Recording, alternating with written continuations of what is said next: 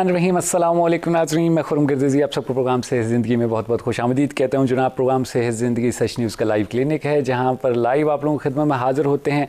मुख्तलिफ़ बीमारियों पे, मुख्तलिफ़ हेल्थ कंडीशंस पे बात की जाती है, ताकि हेल्थ अवेयरनेस और हेल्थ एजुकेशन का पैगाम जो है वह पाकिस्तान के हर एक कोने तक पहुँचाया जा सके। जैसे कि मैं हमेशा कहता हूँ कि पूरी दुनिया में कोशिश की जा रही है कि हेल्थ अवेयरनेस और हेल्थ एजुकेशन को बढ़ाया जाए, ताकि प्रिवेंशन पे काम किया जा सके, बीमारियों के बचाव के सिलसिले में बात किया जा सके।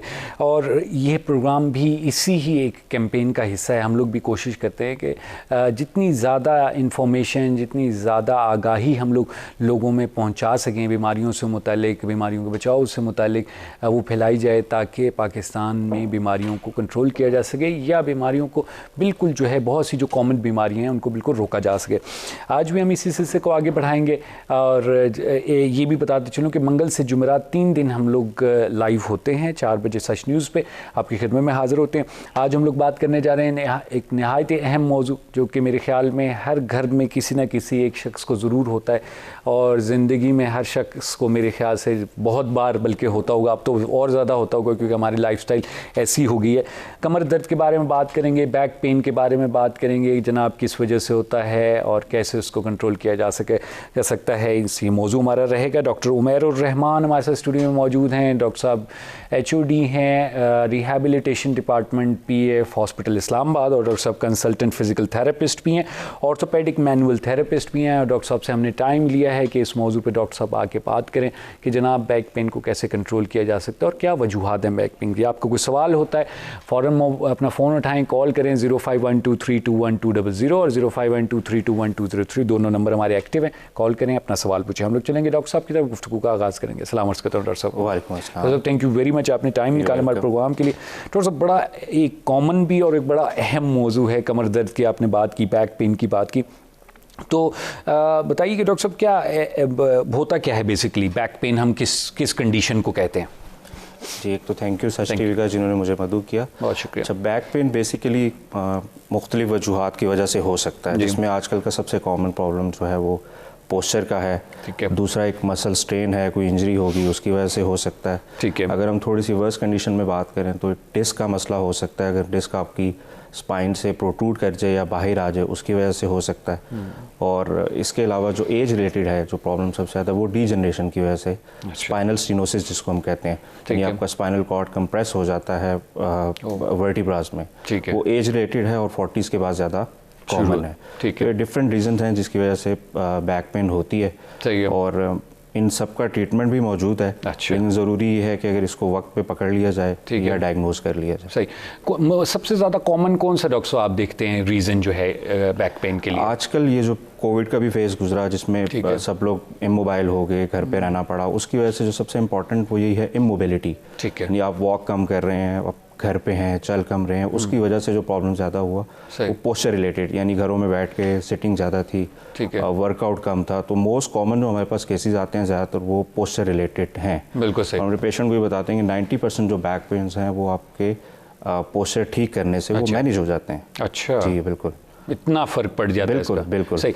अच्छा, पोस्चर के अलावा डॉक्टर साहब वर्कआउट की आप लोग बात करते हैं, पहले भी अक्सर मैंने ये चीज़ सुनी, लेकिन मुझे अक्सर शायद बहुत से लोगों को भी ये चीज़ समझ ना आती हो कि भाई हम अगर काम ना करें तो हम तो रेस्टिंग उसमें होते हैं, तो रेस्टिंग में तो पेन नहीं होना चाहिए, क्योंकि हम रेस्ट कर रहे हैं, हमारे मसल्स, हमारी बॉडी रिलैक्स कर रही है, हम कोई काम नहीं कर रहे, कोई एफर्ट नहीं कर रहे, तो फिर क्यों आप लोग कहते हैं कि जी आप क्योंकि आपका एक्टिविटी नहीं कर रहे तो इस वजह से आपके प्रॉब्लम शुरू हो गए? अच्छा, जब एक्टिविटी बॉडी में नहीं होती तो इसका मतलब आपकी बॉडी में जनरली ब्लड फ्लो भी कम हो जाएगा। अच्छा। और ब्लड फ्लो कम होने की वजह से मसल्स को जो उनकी एनर्जी है, जो उनकी बेसिक रिक्वायरमेंट्स हैं वो कम हो जाएंगी। अच्छा। और इमोबिलिटी, एक पोस्चर में बैठने से, प्रोलॉन्ग सिटिंग करने से मसल्स बॉडी के फिर स्टिफ हो जाते हैं। अच्छा। और अल्टीमेटली वो आपका लोड स्पाइन पे, आपकी बैकबोन पे, और अल्टीमेटली आपकी होल बॉडी पे स्ट्रेन आना शुरू होता है, जिसकी वजह से फिर प्रॉब्लम्स स्टार्ट हो जाते हैं। सही है। तो डेली एक्टिविटी में कुछ एक्सरसाइज होना, कुछ वॉक होना, ये बड़ा ज़रूरी है आजकल के स्पेशली बिजी लाइफ में। ये एक्टिविटी साथ चलेगी तो आपकी लाइफ भी अच्छी आगे जो है वो प्रोग्रेस करेगी। सही। डॉक्टर साहब कॉलर एंड कॉल ले लेते हैं, प्रोग्राम में खुशामदीद कहते हैं, कौन बात कर रहे हैं? वालेकुम सलाम, क्या हाल है जनाब? कोयटा से बात कर रहा हूँ जनाब। जी जिंदाबाद, बहुत शुक्रिया। कोयटा से आपने कॉल की, क्या पूछना चाहेंगे डॉक्टर साहब? आपकी बात सुन रहे हैं। डॉक्टर साहब से पूछना, ये कमर के बिल्कुल बीच में जी दर्द रहता है और कभी करवट लेता हूँ तो भी जैसे दो हड्डी टकराता है ना, जी इस तरह होता है। कभी दूसरी तरफ करवट लेता हूँ तो भी इसी तरह होता है। सही। और कितने अरसे से पेन है आपको? ये तकरीबन 1 साल हो गया। और मिर्चे का काम करता था, मिर्चे का काम। ठीक है। बस अभी बैठा हूँ, बस तो मेरे ख्याल में उसी की वजह से है कि क्या मसला है जी। पता नहीं चल रहा है। और कोई खुदा न खासा कोई बीमारी, ब्लड प्रेशर, दिल की? बीमारी तो फालिज ने मेरे को 4 झटके दिया है, फालिज लगा मेरे को। अच्छा, फालिज भी हुआ था। ठीक। और उम्र कितनी है आपकी? अभी बिल्कुल सेहतमंद हूँ, अभी फालिज से बिल्कुल बराबर सेहतमंद हूँ। अच्छा, उम्र कितनी है आपकी? 56 है जनाब। अच्छा, ठीक हो गया। तो आपने बेसिकली कहा है कि आपके कमर के बिल्कुल दरमियान वाले एरिया में दर्द होता है। तो कौन से वक्त ज़्यादा दर्द आपको होता है? सुबह के जब मैं टाइम? लेटा रहता हूँ करना, ये तकिए के साथ में हम लोग जो पठान लोग हैं ना, जी। दीवार के साथ तकिया लगाते हैं तो बैठते हैं ऐसे लेट के ना। जी। फिर जब वो मामूली से करवट लेता हूँ तो चीख सा मेरे मुंह से निकल जाता है। अच्छा। दो हड्डी टकराता है, इस तरह चक्कर होता है। सही। कोई ट्रीटमेंट अभी कोई ले रहे हैं आजकल आप इसका? कुछ नहीं, मैं तो ये दवाई खा रहा हूँ अपना, ये फालिज का। ठीक है, सही है। लेकिन इसके लिए कोई सच वो नहीं किया? और कोई आपने जो है इसका वो MRI वगैरह कुछ भी नहीं करवाया? कुछ भी नहीं कराया। डॉक्टर के पास गया, उसने कहा कि तुम इसमें प्लास्टर लगा लो, सुराख वाला प्लास्टर होता है ना। ठीक है। उन्होंने कहा कि ये प्लास्टर लगा लो। बिल्कुल सही। ठीक। बहुत प्लास्टर भी नहीं लगाया। एक किस्म की गोली आता है, लाल किस्म की गोली, सही है। वो लेता हूँ तो बिल्कुल सुबह बिल्कुल सही होता है। अच्छा, सही। अच्छा, गोली के ये दवाई से मेरे को नफरत है, ज्यादा दवाई मैदा खराब करता है, इस वजह से बिल्कुल सही। दवाई ज्यादा नहीं लेता हूँ, मैं डॉक्टर के पास गया हूँ फिर। सही। ठीक, बहुत शुक्रिया आपने कॉल की। डॉक्टर साहब इस पे बात करेंगे, आप टीवी पे ज़रूर सुनिएगा। डॉक्टर साहब क्या इस पे कमेंट करना चाहेंगे? हाँ जी, एक तो ये जो जिक्र कर रहे हैं कि फॉलिज हुआ, उसकी वजह से भी बैक के मसल्स ज़रा पूरी बॉडी के मसल्स वीक हो जाते हैं। ठीक है। तो वो भी एक रीज़न हो सकता है इस पेन में। दूसरा, वो जो बता रहे हैं कि करवट लेने में राइट या लेफ़्ट पे पेन आ रहा है, तो वो 2 चीज़ को इंडिकेट कर रहा है। एक तो ये कि करवट लेते हुए कहीं उनके जो मोरों के दरमियान डिस्क है उस पर कहीं प्रेशर पड़ रहा है, या दूसरा जो कूल्हे का और रीढ़ की हड्डी का जोड़ है, जिसको हम नॉर्मली सैक्रोइलियक जॉइंट भी कहते हैं, उस पर कोई स्ट्रेन है जिसकी वजह से प्रॉब्लम इनको हो रहा है। ठीक है। तो अमूमन जो हम अभी भी बात कर रहे थे कि वर्कआउट होना चाहिए, वो यही कि जब आपके मसल्स वीक हुए, जब आपको स्ट्रोक हुआ, उसके बाद स्ट्रेंथिंग एक्सरसाइजेज बैक के मसल्स को बिल्डअप किया जाए। अच्छा। ताकि आपके वो स्पाइन को होल्ड कर ले और फिर जो डिस्क पे प्रेशर है वो कम आए। और इसके साथ साथ एक विटामिन डी का इसमें बड़ा अहम रोल है। अगर आपकी विटामिन डी बॉडी में अच्छी होगी, आपकी बोन्स अच्छी होंगी, तो वो स्ट्रेन डिस्क पे कम आएगा। बट अगर ये 4 से 6 हफ्ते का प्रोसेस हो चुका है और ये दवाई भी ले रहे हैं, इनको फ़र्क नहीं पड़ रहा, तो इनको फिर डेफिनेटली एक MRI करवा के उस स्कैन को रीड करवाना चाहिए किसी स्पेशलिस्ट से। अच्छा। ताकि फर्दर पता चल सके कि प्रॉब्लम क्या है।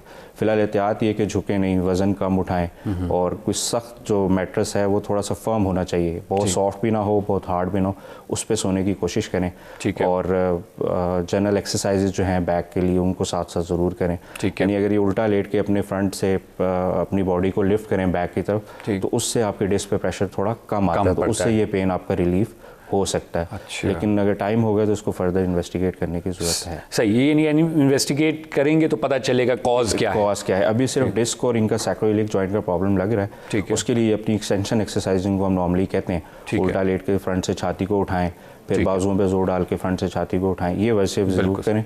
और साथ विटामिन डी के लेवल्स को भी ज़रूर चेक करवाएं। सही। डॉक्टर साहब बहुत शुक्रिया, गुफ्तगू आगे बढ़ाएगी। हमने छोटा सा वक्फा लेना है यहाँ पर। जी नाज़रीन, आप लोग गुफ्तगू सुने डॉक्टर उमैर रहमान की। डॉक्टर साहब जो हैं कंसल्टेंट फिजिकल थेरेपिस्ट हैं और हेड ऑफ डिपार्टमेंट हैं rehabilitation PF hospital Islamabad. Doctor साहब से हमने टाइम लिया है कि बैक पेन के मौजू पर आके डॉक्टर साहब बात करें, और ये गुफ्तगू हमारी आगे बढ़ेगी। फ़ोन नंबर आप स्क्रीन पर देख रहे हैं। छोटा सा यहाँ पर वक्फा लेंगे और फिर आपकी खिदमत में हाजिर होंगे।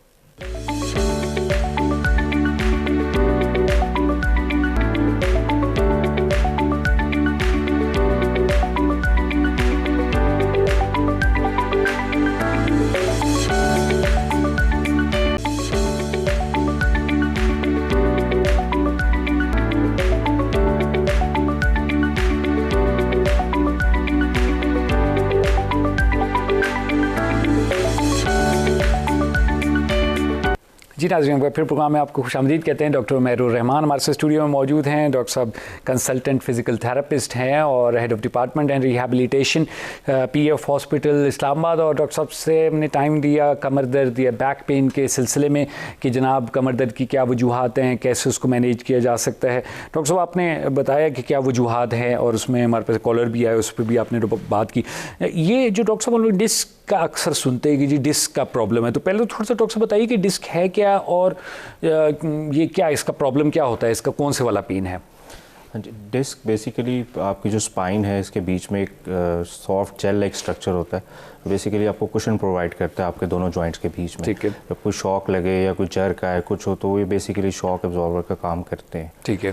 तो मोस्टली जब स्पाइन वीक हो जाए या कोई ट्रॉमा हो गया, कोई स्ट्रेस हुआ, गिर गए, कोई बैक पे चोट आ गई, उसकी वजह से डिस्क अपने जो इसकी स्पेस है उससे कहीं बैक साइड या आगे की तरफ मूव कर सकती है, जिसको हम नॉर्मल इंग्लिश टर्म में जो है वो डिस्क प्रोट्रूजन कहते हैं। ठीक है। तो लेकिन ये ज़्यादातर जो है ये पोस्टीरियरली होती है, यानी कि आपकी बैक की तरफ ये डिस्क प्रोट्रूड करती है। अच्छा। और वहाँ से आपकी नर्व टांगों की तरफ जा रही होती है। अगर उस पर वो प्रेशर डालना शुरू कर दे राइट साइड पे या लेफ्ट में, तो उसकी वजह से दर्द टांग में आना शुरू हो जाता है। ठीक है। और मोस्ट कॉमन जो हम नॉर्मल टर्म में यूज़ करते हैं जो शैटिका हो गया, वो ज़्यादातर डिस्क प्रोट्रूजन की वजह से ही होता है। अच्छा। नर्व प्रेस होती है और आपका पेन जो है वो टांगों की तरफ जाना शुरू हो जाता है। ठीक। तो ये डॉक्टर साहब अक्सर जब हम डिस्क की नाम सुनते हैं और कोई कहता है कि जी डिस्क का मसला है, तो हमें बड़ा एक डर लगता है। तो ये क्या सबसे ख़तरनाक जो बैक पेन है ये यही है, होता है, डिस्क वाला ही होता है? मोस्ट कॉमन जो बैक पेन्स हैं उनमें से एक डिस्क का प्रॉब्लम बिल्कुल है। ठीक है। लेकिन डिस्क का प्रोट्रूड होना फिर वो नर्व को प्रेस करती है और दर्द जो टांगों में जाता है, ठीक है, वो ज़रूरी नहीं कि टांग जो दर्द में आ रहा है वो हर आने वाला दर्द जो है वो डिस्क की वजह से आ रहा हो। ठीक है। अगर किसी पेशेंट को डिस्क में बैक में या डिस्क में पेन आ रहा है तो उसको सबसे ईजी वे जो है डायग्नोस करने का, जो बड़े घर पे आम बंदा भी कर सकता है। जी जी। उसको आप एक चेयर पे बैठें और अपने आप को पहले फॉरवर्ड बेंड करें, फिर आप आहिस्ता आहिस्ता अपने आप को ऊपर की तरफ लेकर आएं। अगर वो करने की वजह से आपको बैक में पेन होता है और यही मूवमेंट आप खड़े होकर भी रिपीट करें, अपने आप को फॉरवर्ड बेंड करें और फिर अपने आप को वापस सीधा की तरफ खड़ा करें।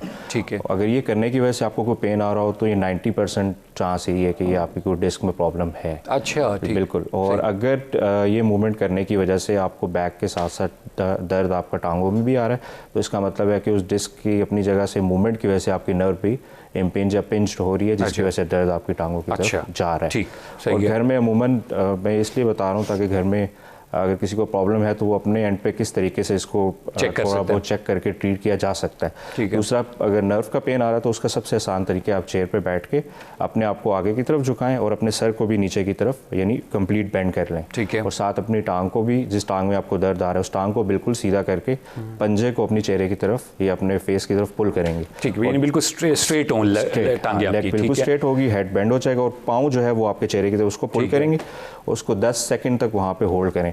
अगर आपको कोई स्ट्रेस या टेंशन बैक में या हिप में या नी में फील होती है तो ये इंडिकेट करेगा कि कोई नर्व कहीं ना कहीं पे इम्पिंज है। अच्छा। और फिर उसको उस लेवल पे जहाँ पे इम्पिंजमेंट आ रही है वहाँ पे ट्रीटमेंट देने की ज़रूरत है ताकि वो आहिस्ता आहिस्ता अपनी नॉर्मल लाइफ की तरफ आ जाए। बताइए इसमें यानी ज़रूरी है कि पंजे जो हैं वो आपके फोरहेड नहीं, बस आप चेयर पे बैठ, लेग आपकी स्ट्रेट हो जाए, फुट को अपनी तरफ की तरफ हल्का पे नर्व टेंशन क्रिएट तो आपका रेडी, ये नर्व का वाला बताया देगा कि ये डिस्क का प्रॉब्लम है। ज़बरदस्त। फिर फर्दर उसको किस तरीके से ट्रीट करना है, वो एक्सरसाइजेज हैं, साथ मेडिसिन है, वो सारी चीज़ें। तो अच्छा होगी रहते प्रॉब्लम ना हो, आ जाते और कन्फ्यूजन होती है कि जी नर्व का पेन है, डिस्क का। सिर्फ हमारे पास जो बैक पेन्स के पेशेंट आते हैं उनमें से ज़्यादातर हमें यही कहते हैं कि हमें बैक में कम दर्द है और टांगों में दर्द ज़्यादा आ रहा है। तो उसमें जो हमें अपने एक्सपीरियंस में देखते रहे, मोस्ट कॉमनली जो बैक पेन्स होते हैं वो बैक के डिस्क की वजह से हैं। उसके अलावा तक कुछ पेशेंट ऐसे भी आते हैं जिनके हिप में, जिनके नी के पीछे ये जो शैटिक नर्व है वो बैक से निकल के आपके हिप के से होती हुई नी के पीछे से नीचे की तरफ जाती है। अच्छा। अक्सर वहाँ पे अगर मसल पुल हो जाए तो वहाँ पे भी नर्व को इरिटेट करता है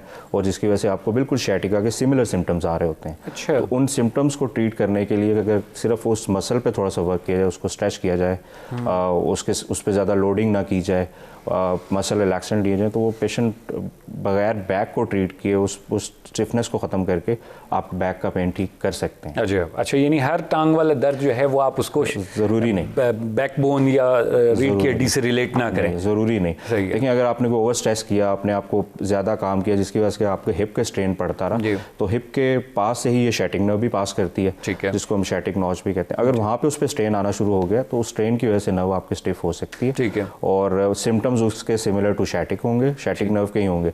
बट आप अगर उस मसल को वहाँ से रिलैक्स करें या कुछ स्ट्रेचिंग्स करें शैटिक नर्व के लिए, तो वहाँ से आपको बड़ी इजीली आप फ़ौरन इंस्टेंट रिलीफ वहाँ पे वो मिल जाता है। ठीक। अच्छा डॉक्टर साहब, अक्सर हम देखते हैं कि जो लोग हमारे घरों में वेट जिनका ज़्यादा होता है उनमें भी हम लोग देखते हैं कि कमर के प्रॉब्लम्स वगैरह ज़्यादा दिखने को मिलते हैं, तो वेट का क्या ताल्लुक है बैकबोन से हमारी? One of the most common reason जो है वो उसमें से एक वेट भी है। अगर वेट ज़्यादा होगा तो ज़ाहिर आपकी बैक पे स्ट्रेन भी ज़्यादा आएगा, बॉडी को ज़्यादा एफर्ट लगानी पड़ेगी मूवमेंट करने के लिए, तो उसकी वजह से आपको बैक के प्रॉब्लम्स हो जाते हैं। और मोस्ट कॉमन ये जिनके थोड़े ओबीज पेशेंट्स हैं उनमें ये कॉमन है। तो वेट रिडक्शन बड़ा अहम फैक्टर है। अच्छा कि आपने इसकी तरफ हाईलाइट भी किया। इस चीज़ को साथ साथ वेट रिडक्शन पे भी काम करना चाहिए, लेकिन जिन पेशेंट्स को बैक का प्रॉब्लम है वो स्ट्रेट अवे वेट रिडक्शन की तरफ अगर कोई स्टर्नस एक्सरसाइजेस करते हैं तो उसकी वजह से उनकी बैक में प्रॉब्लम आ सकता है, ज़्यादा हो सकता है। तो इसके लिए सबसे ज़रूरी है कि कोई सर्टिफाइड ट्रेनर आपको बैक के पहले मसल्स को अच्छा स्ट्रेंथन करे, साथ आपके विटामिन्स मिनरल्स को अच्छे तरीके से स्टेबल करके उसके बाद आहिस्ता आहिस्ता आप अपने वेट रिडक्शन की तरफ जाएं। डॉक्टर मजीद बात करेंगे, छोटा सा वक्फा लेने हमने प्रोग्राम में। जी नाज़रीन को आप गुफ्तगू सुने डॉक्टर उमैरुर रहमान की। डॉक्टर साहब जो हैं कंसल्टेंट फिजिकल थेरेपिस्ट हैं और डॉक्टर साहब हेड ऑफ डिपार्टमेंट हैं रिहैबिलिटेशन के PAF हॉस्पिटल इस्लामाबाद। डॉक्टर साहब से हमारी बात चल रही है कमर दर्द के सिलसिले में। यहाँ छोटा सा वक्फा लेंगे प्रोग्राम में, फिर आपकी खिदमत में हाजिर होंगे, हमारे साथ रहिएगा।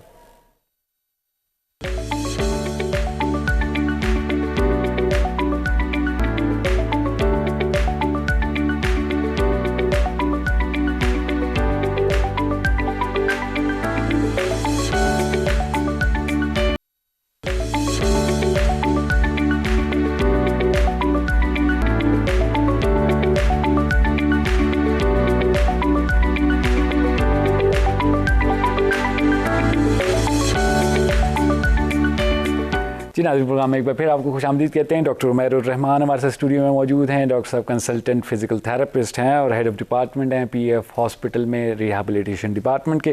डॉक्टर साहब ऑर्थोपेडिक मैनुअल थेरेपिस्ट भी हैं। डॉक्टर साहब से हमारी बात चल रही थी बैक पेन के सिलसिले में। डॉक्टर साहब ने मुख्तलिफ वजूहात की तरफ भी इशारा किया और कॉल्स भी डॉक्टर साहब ले रहे हैं। आपको कोई सवाल होता है तो कॉल करें, अपना सवाल पूछें 0512321200 पर। डॉक्टर साहब से मज़ीद हम गुफ्तगू आगे बढ़ाएंगे। डॉक्टर साहब, एज रिलेटेड भी होती हैं बैक पेन की चीज़ें? जी, एज रिलेटेड भी, एज के साथ साथ जैसे आपकी बोन्स वक्त के साथ ड्यूटरेट करती हैं तो बैक के प्रॉब्लम स्टार्ट हो जाते हैं, जिसमें सबसे ज़्यादा कॉमन जिसको हम नॉर्मली कहते हैं कि बोन डीजनरेशन हो रही है। अच्छा। जो ओल्ड एज में सबसे ज़्यादा कॉमन प्रॉब्लम आ जाता है वो स्पाइनल स्टीनोसिस का है। ये आपका जो स्पाइनल कॉर्ड जिस वर्टिब्रा के बीच में जिस कैनाल से पास कर रहा होता है वहाँ पे इससे वो कॉन्स्ट्रिक्ट या वहाँ पे उस पर प्रेशर आना शुरू हो जाता है। तो उसमें अमूमन पेशेंट जब ये बताते हैं, ये पेशेंट इस साइन सिम्टम्स के साथ आ रहा होता है कि मैं वॉक करता हूँ, मुझे दोनों टांगों में दर्द होता है, और जब मुझे दर्द होता है तो मैं थक जाता हूँ, टांगें सुन्न हो जाती हैं, नमनेस होती है, और फिर वो कहता है जैसे ही मैं बैठता हूँ तो थोड़ी देर बाद मेरा पेन चला जाता है। अच्छा। तो वो इंडिकेशन ये स्पाइनल स्टीनोसिस की ही है, क्योंकि पेशेंट बैठता है, आपकी बैक थोड़ी सी बेंड हो जाती है तो प्रेशर आपका स्पाइन से थोड़ा सा कम हो जाता है, जिसकी वजह से पेशेंट थोड़ा सा रिलीफ फील करता है। अच्छा। और ये क्योंकि एज रिलेटेड है तो इसको आप रिवर्स नहीं कर सकते, लेकिन इसको विद एक्सरसाइज आप बिल्कुल इसको 100% मैनेज कर सकते हैं। सही। उसके लिए कुछ आसान सी एक्सरसाइजेज हैं, और आप सीधा लेट के अपने दोनों घुटनों को फोल्ड करके अपने चेस्ट की तरफ या अपने शोल्डर की तरफ उसको पुल करेंगे तो बैक से आपकी स्पाइनल ओपनिंग होती है, जिसकी वजह से उस पर प्रेशर फिर कम आता है। तो ये 3 से 4 आसान एक्सरसाइजेज हैं। आप टांग को सीधा प्लेट के ऊपर उठाएं, उसको कुछ देर रोकें, फिर नीचे रख लें। इन चंद एक्सरसाइज की वजह से आपकी बैक का प्रेशर कम होने की वजह से स्पाइनल स्टीनोसिस काफ़ी हद तक ट्रीटेबल होता है। और इसके साथ इसमें विटामिन B12 और विटामिन D की डेफिशिएंसीज की वजह से भी ये पेन ज़्यादा बोन की वजह से भी हो सकता है। तो अपने बार बार विटामिन्स मिनरल्स को इसमें मेंटेन रखेंगे तो ये प्रॉब्लम मज़ीद ड्यूटरेट नहीं होगा। डॉक्टर, फिजियोथेरेपी का कितना रोल है बैक पेन्स को ट्रीट करने में? बिल्कुल, फिजियोथेरेपी हम अगर इसको स्टेजेस में लें पेशेंट की पेन को, तो नॉर्मली ऐसा ही होता है कि पेशेंट को जब पेन हुआ वो मेडिकल स्पेशलिस्ट के पास गए या ऑर्थोपेडिक सर्जन के पास गए या न्यूरो सर्जन के पास गए। पहले तो सर हम पेन किलर खाते हैं, उसके बाद फिर डॉक्टर पेन किलर खाते हैं, अगर फर्क नहीं पड़ा, जब थोड़ा सा काम खराब हो जाता है फिर हम कहते हैं अब हमें जाना चाहिए। तो उसमें ये होता है कि पहले आप देखते हैं कि उसको ऑर्थोपेडिक सर्जन ने देखा, वो फिर चेक करके बताता है कि जी हमें बैक पेन के लिए क्या ट्रीटमेंट करवाना है। और मोस्टली अब तो ऐसा भी हो रहा है कि पेशेंट डायरेक्ट फिजियोथेरेपिस्ट के पास एक्सेस करते हैं ट्रीटमेंट कराने के लिए। ठीक है। और वो ट्रीटमेंट में फिजियोथेरेपी का रोल इसलिए मैं कहूँगा कि सबसे ज़्यादा है क्योंकि पेशेंट की भी यही कोशिश होती है कि मैं बगैर ऑपरेशन के या बगैर इंजेक्शंस के ठीक हूँ। ठीक है। तो उसमें हमारे पास डिफरेंट किस्म की मोडालिटीज़ होती हैं, यानी जिस तरह हम बात करें कि जॉइंट में स्पेस कम होगी, स्पाइन के जॉइंट्स में स्पेस कम होगी, उस स्पेस को बढ़ाने के लिए हम कुछ ऐसी मशीन यूज़ करते हैं, कुछ फोर्स सेट करके कि गैप को दोबारा क्रिएट किया जाए। अच्छा। हाँ, और उनके साथ साथ जो सबसे ज़्यादा ज़रूरी चीज़ ये होती है जो पेशेंट को कराते हैं वो उसकी मसल स्ट्रेंथिंग है, क्योंकि ये सारी चीज़ें एज के साथ साथ या वक्त के साथ या स्ट्रेस होने या स्ट्रेन होने की वजह से मसल्स में आपके मसल्स वीक हो जाते हैं। ठीक है। तो फिजियोथेरेपी के साथ साथ मसल स्ट्रेंथनिंग और विद गुड डाइट एंड ये सारी चीज़ें ये पेशेंट की बैक पेन के लिए बड़ी हेल्पफुल है। तो फिजियोथेरेपी इस टाइम मेरे ख्याल में सबसे ज़्यादा अहम रोल फिजियोथेरेपी का ही है बैक पेन में। अगर फिजियोथेरेपी से आप ठीक नहीं होते, आपको फ़र्क नहीं पड़ा, तो फिर वो सर्जन की तरफ पेशेंट को फिर रेफ़र किया जाता है, तो फिर अल्टीमेटली सर्जरी की ज़रूरत पड़ती है। लेकिन 90% पेन बिल्कुल फिजियोथेरेपी से जो बैक प्रॉब्लम्स के वो मैनेजेबल हैं। सही, ज़बरदस्त। पोस्चर की डॉक्टर साहब आप प्रोग्राम की शुरू में बात कर रहे थे कि पोस्चर भी एक बहुत बड़ी रीज़न है, ख़ास तौर पे आजकल के टाइम में। तो पोस्चर, हमारे पोस्चर में क्या गड़बड़ है जिसकी वजह से हमारे पेन हो जाते हैं? सर बिल्कुल 90% जिस तरह मैंने पहले भी वजाहत की कि बैक पेन जो हैं और इवन नेक पेन्स भी जो हैं वो पोस्चर रिलेटेड होते हैं। यानी लॉन्ग सिटिंग्स हैं, हम 8 आवर्स काम कर रहे हैं, आपका हेड बेंड है, बैक बेंड हुआ है, प्रॉपर बॉडी मैकेनिक्स नहीं है। तो जब बॉडी मैकेनिक्स नहीं होंगे तो मसल पे स्ट्रेन भी ज़्यादा आएगा, आपको पेन्स भी होंगे सिटिंग के साथ साथ। ठीक है। तो कोशिश यही होनी चाहिए कि अपने बॉडी मैकेनिक्स को बहुत अच्छा रहें। ये कोई मुश्किल या कोई इसमें रॉकेट साइंस नहीं है। आपने जब चेयर पे बैठना है, आपकी चेयर स्ट्रेट हो, अपराइट आपकी सिटिंग होनी चाहिए। जब आप गाड़ी में बैठें तो कोशिश करें बैक सपोर्ट सीट यूज़ करें ताकि आपकी बैक पे हल्की सी सपोर्ट रहे। ठीक है। बैक पे जितना ज़्यादा सपोर्ट रहेगी वो कम फटीक होगी, थकेगी कम। और कोशिश, जिनको स्पेशली बैक पेन्स है वो यही कोशिश करें कि जब अगर किसी लॉन्ग रूट पे जा रहे हैं तो 30-40 मिनट्स के बाद खड़े होकर थोड़ी सी गाड़ी को रोकें, थोड़े स्टेप चल लें ताकि बैक पे जो एक स्ट्रेस क्रिएट हुआ होगा इतनी देर से थोड़ा सा वो ब्रेक हो जाए। सेम लाइक ऑफिस में जो काम कर रहे हैं उनको भी ऐसे ही करना चाहिए कि 20-25 या 40 मिनट्स के बाद थोड़ा सा ब्रेक लें, खड़े होकर थोड़ी सी 4-5 स्टेप चल के दोबारा बैठ जाएँ। ठीक है। और जिनको बैक के पेन है उसमें पोस्चर का लिए 2-3 जहाँ पे पेशेंट मिस्टेक करता है जो हम देखते हैं कि आप जब गाड़ी से उतरे हैं तो आपका एक पाँव बाहर है, आपने उस पर ज़ोर डाल दिया, दूसरा पाँव अंदर था। तो कोशिश करें जिनको बैक के प्रॉब्लम्स हों वो दोनों पाँव पे इक्वल वेट डाल के अपने आप को खड़ा करें, अपने आप को बैठें। ये छोटी छोटी चीज़ें करने से आपकी बैक बड़ी हद तक सिक्योर रहती है। अगर आप स्टेयर्स चढ़ें तो आराम से विद सपोर्ट लेके चढ़ें अगर बैक में पेन है। ठीक है। तो इन चीज़ों को करने से बड़ा फ़र्क पड़ता है और 90% पेन जो है बैक पेन के वो पोस्चर से मैनेजेबल है। सही है। स्पेशली जो मसल पेन है वो डेफिनेटली मैनेजेबल। अच्छा डॉक्टर साहब, आपने ओल्ड एज के लोगों की बात की कि उनमें जो है वो तो ज़ाहिर बात है एज की वजह से जो है डिजनरेशन हो रही है। आजकल हम बहुत यंग बच्चियों में भी देखते हैं, किसी को गर्दन का दर्द हुआ है तो किसी को बैक पेन, किसी को लोअर बैक पेन शुरू हुआ है। तो उनमें क्या वजूहात देखते हैं और उनको क्या एडवाइस करना चाहेंगे आप? अब मोस्ट आहिस्ता आहिस्ता बच्चों में भी बिल्कुल ऐसे ही केस कॉमन होना शुरू हो गया बैक पेन और नेक पेन का। उसमें वही बात ज़्यादा इमोबिलिटी है, कंप्यूटर वर्क से आता है, मोबाइल यूज़ से आता है, टीवी गेम्स वगैरह, एक्सबॉक्स एक्टिविटी ज़्यादा जिसमें आपका पोस्चर जो है वो according to the body mechanics नहीं होता। ठीक है। इसमें सबसे ज़्यादा रोल तो ये है कि आप बच्चों की जो डाइट है उस पर बड़ा फोकस करें। तो कैल्शियम इंटेक अच्छा होना चाहिए, विटामिन डी इंटेक अच्छा होना चाहिए। स्पेशली जो जंक फूड हम ले रहे हैं इसको एक बड़ा कट ऑफ करना चाहिए क्योंकि बहुत ज़्यादा बच्चों में कॉमन हो गया। डाइट ना होने की वजह से आपके मसल्स वीक हो जाते हैं, मिनरल्स कम है और एक अहम रोल बॉडी डिहाइड्रेट होने की वजह से भी हो जाता है, आपकी बॉडी में फ्लूइड इंटेक कम है। तो कोशिश करेंगे बच्चों को भी इस चीज़ के लिए कहेंगे टाइम निकाल के स्विमिंग हो गई, पार्क में वॉक करें, रनिंग करें, बाकी जो आउटडोर एक्टिविटीज़ हैं उसको प्रमोट करने की वजह से सारे प्रॉब्लम्स हल हो सकते हैं। जो हम देख रहे हैं अभी जो बच्चों में प्रॉब्लम्स आ रहे हैं तो फिर इन द लेटर एज ये इनको ज़्यादा परेशान करेंगे। सही। अच्छा, ये डॉक्टर साहब कह सकते हैं हम कि जिन बच्चियों को अर्ली एज में ये प्रॉब्लम आते हैं तो उनको जो ओल्ड एज प्रॉब्लम है वो भी जल्दी आएंगे? अगर ट्रीटमेंट नहीं लिया जाता या केयर नहीं की जाती तो फिर डेफिनेटली ओल्ड एज में ये प्रॉब्लम ज़्यादा बढ़ जाएगा। अच्छा। अगर बच्चा ज़्यादा स्टूप होकर बैठ रहा है, फॉरवर्ड बेंड होकर काम कर रहा है, गेम खेल रहा है, उसकी अगर स्पाइन में कोई प्रॉब्लम शुरू हो गई है तो जहाँ उसको 60 के बाद होनी चाहिए थी तो डेफिनेटली ये फिर प्रॉब्लम जल्दी आना शुरू हो जाते हैं। अच्छा। तो आजकल का जो लाइफस्टाइल है वो एक अलार्मिंग इस लिहाज से भी है कि पोस्चर पे काम नहीं हो रहा और ये चीज़ें कम है, तो इन पे ज़रूर फोकस करना चाहिए। और घर में स्पेशली जो वालिदैन है वो इस चीज़ को बड़ा बच्चों को रीअश्योर कराएं कि अपराइट बैठना है। और स्पेशली फिर बच्चों का जिक्र किया तो वो जो बैग हैं वो भी काफ़ी अब हैवी यूज़ होते हैं, उसकी वजह से भी आपकी बैक पे स्ट्रेन आता है। तो बच्चों के लिए भी हम लोग अपने पास भी वहाँ पे ग्रुप क्लासेस भी करवाते हैं बच्चों की स्ट्रेंथिंग के लिए। किस तरह बैक के मसल्स को बिल्डअप करना है, क्या करना है, तो उन बच्चों को बड़ा अच्छा हेल्दी एक्टिविटी है, तो इस चीज़ों की तरफ बच्चों को लेकर जाएं ताकि उनकी बैक और बेहतर किया जाए। डॉक्टर साहब बहुत शुक्रिया अदा करता हूँ, बहुत मुफीद गुफ्तगू, बड़ी अहम गुफ्तगू रही। यही बड़े सिंपल से पॉइंट्स होते हैं जो कि हम बार बार अपने प्रोग्राम में इन टॉपिक्स पे बात करते हैं ताकि लोगों के जहनों में ये चीज़ें बैठती जाएँ और लोग अपने लाइफस्टाइल में आहिस्ता आहिस्ता तब्दीली लाना शुरू कर दें। लेकिन बहुत शुक्रिया आप लोगों का कि आप लोग टाइम देते हैं पाकिस्तानियों के लिए, ख़ास तौर पर वो लोग जिनके यहाँ अच्छे डॉक्टर्स, सीनियर डॉक्टर्स, बड़े हॉस्पिटल्स अवेलेबल नहीं हैं, दूर दराज रिमोट एरियाज़ में लोग बैठे हुए हैं, उन तक हमारी ये जो है ये मैसेज पहुँचता है और उनका बहुत फ़ायदा होता है। Thank you very much doctor साहब, तशरीफ लाए। Thank you so much. जी नाज़रीन, आप लोग गुफ्तगू से डॉक्टर उमैरुर रहमान की, डॉक्टर साहब जो हैं HOD हैं rehabilitation department PAF hospital Islamabad, और डॉक्टर साहब कंसल्टेंट फिजिकल थेरेपिस्ट भी हैं। डॉक्टर साहब से हमारी गुफ्तगू हुई बैक पेन के सिलसिले में। आई होप आज का प्रोग्राम आप लोगों के लिए मुफीद साबित हुआ होगा। डॉक्टर साहब ने हर जाविये से बैक पेन के ऊपर बात की, डिफरेंट एज ग्रुप जो हैं उनमें भी बात की कि किस क्या वजूहात हैं, और डॉक्टर साहब ने फ़िज़िकल एक्टिविटी पे भी फोकस किया कि फ़िज़िकल एक्टिविटी होनी चाहिए, पोस्चर सही होना चाहिए, और अगर पेन हो रहा है तो फ़िज़िकल थेरेपी ज़रूर करवाएं, उससे काफ़ी फ़ायदा होता है। अपना बहुत ख्याल रखिए कि कल फिर एक और मौजू के साथ आप लोगों की खिदमत में हाजिर होंगे। कल तक के लिए मुझे खुरम गर्देज़ी और डॉक्टर उमैरुर रहमान को प्रोग्राम से ज़िंदगी से इजाज़त दीजिए। खुदा हाफिज़।